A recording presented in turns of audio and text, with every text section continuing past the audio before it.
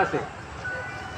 हमारे कोटड़ा के अंदर और इस पूरे संभाग में, उदयपुर संभाग में जो वन के पट्टे हैं, वन अधिकार के पट्टे, वो कई सालों से पेंडिंग पड़े हुए हैं और 3-3, 4-4 बार ये जो वन अधिकार पट्टे उन्होंने फाइल बनाकर दी है, वो क्या पता इस ऑफिसों में धूल खा रही है या फिर जो ठंड ज़्यादा पड़ती है उसको तापने का काम करते हैं या क्या करते हैं, अभी तक कोई पता नहीं है।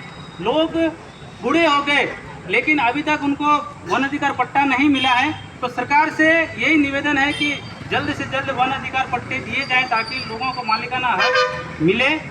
कई बार विधानसभा और लोकसभा में भी इसकी मांग उठाई गई है विधायकों और सांसदों द्वारा, लेकिन आज दिन तक ये किसी भी अधिकारी और सरकार को, जो आदिवासी लोग हैं, इनके बारे में अभी तक कोई सुध नहीं लिए। तो हमारी मांग यही है कि जो वन अधिकार हैं वो लोगों को, आदिवासी लोगों को जो जल जंगल जमीन से जुड़े हुए हैं, उनको ये अधिकार दिया जाए। और विशेषकर मैं ये भी कहना चाहता हूँ, हमारे उदयपुर जिले के संभाग में ये है कि हमारे स्कूलों की हालत बहुत ख़राब है। आपने देखा होगा हमारे कोटड़ा के अंदर कितनी स्कूलें जर्जर अवस्था में हैं और पहले जो बारिश आई थी उसमें कितनी स्कूलें गिर गई और आज भी स्कूलें उसी हालत में हैं। कुछ समय बाद बारिश आएगी, उसमें भी स्कूलें उसी हालत में हैं, तो हमारे बच्चे कहाँ बैठेंगे।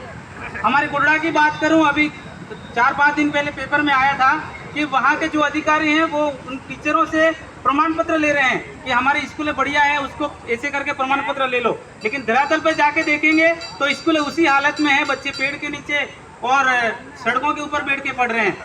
उसी के दवज में मैं बताना चाहूँगा, हमारे कोटड़ा के अंदर रोड और बिजली ये इतनी समस्या है कि 4-4, 5-5 किलोमीटर लोग इस बारिश के मौसम में झोली में डालकर लोगों को लेके आते हैं, जो बीमार लोग पड़ते हैं, और जो डिलीवरी होती है उनको भी झोली में लेके फिर 4-4, 5-5 किलोमीटर उनको ले जाके फिर इलाज करवाते हैं। ऐसी स्थिति है।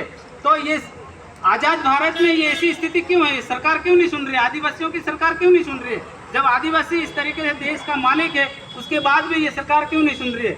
उसी के साथ साथ मैं आपको बताना चाहूँगा, हमारे कोटड़ा के अंदर जो महाड़ी गांव है उसमें राजस्व गांव नाल है। 2 साल से टंकी आई हुई जल जीवन मिशन से, 2 साल से टंकी आई हुई है, लेकिन हमने अधिकारियों को कई बार बोला है।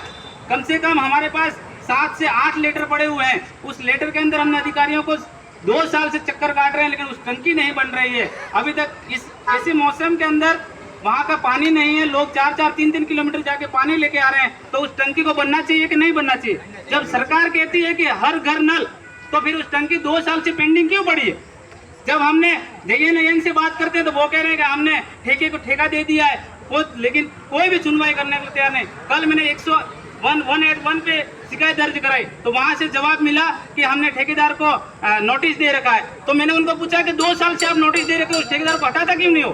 तो उन्होंने बोला कि अब 7 दिन का और टाइम दीजिए, हम उस ठेकेदार को या तो हटाएंगे या फिर दूसरा ठेकेदार लगाने की बात करेंगे। तो मेरी सरकार से यही कहना है कि अन्याय आदिवासियों के साथ ही क्यों हो रहा है? अगर वो टंकी बनती तो आज वहाँ पे कितने लोग लाभान्वित होते। कम से कम 2 से 3 हज़ार की जनसंख्या, वहाँ लोग आज भी दर की ठोकरें खा रहे हैं। तो मेरा सरकार से कहने का यही है कि जल्द से जल्द आदिवासियों का जो हक अधिकार है वो मिलना चाहिए। और जो ये हमारी फाइलें पड़ी हुई है, आज भी 17 से 18 फाइलें हमने नहीं बना कर लाए हुए हैं, तो ये भी हमारा हक अधिकार मिलना चाहिए। हमारे नाल की जो महाड़ी की जो नाल है उसकी बहुत सारी समस्या है, तो उसका भी समाधान किया जाए। जय हिंद, जय भारत। धन्यवाद।